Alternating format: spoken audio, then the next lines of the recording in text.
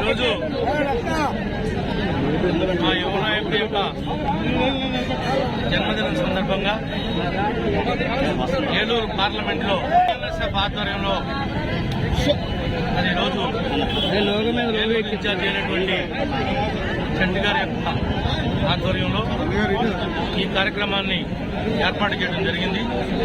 ఈ కార్యక్రమం యొక్క ముఖ్య ఉద్దేశం మా యువ నాయకుడు ఆరోగ్యాలతో ఉండాలని, ఈ రాష్ట్రానికి ఇవ్వగడం ద్వారా ఇచ్చినటువంటి హామీలన్నీ కూడా నెరవేర్చేలాగా ఆయనకి ఆ భగవంతుడు శక్తిని, ధైర్యాన్ని ఇవ్వాలని, రాబోయేటువంటి 2024లో గురించిపోయేటువంటి విజయాన్ని అందుకుని దానికి తగిన విధంగా ఈ పేద, బడుగు, బలహీన వర్గాలు, మధ్యతరగతి వారిని ఏమైతే మేము యువగాళం ద్వారా ప్రతి చదువుకున్నటువంటి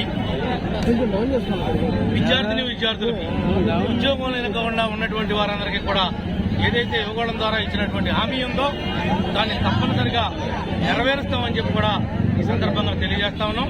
టీఎన్ఎస్ఎఫ్ ఆధ్వర్యంలో పేదవారికి భోజన వసతి, ఈరోజు అదేవిధంగా రక్తదాన శిబిరం, ఇలాంటి సాంఘిక కార్యక్రమాలన్నింటినీ కూడా సర్వీస్ కార్యక్రమాలన్నింటినీ కూడా చేపట్టడం చాలా అభినందనీయం.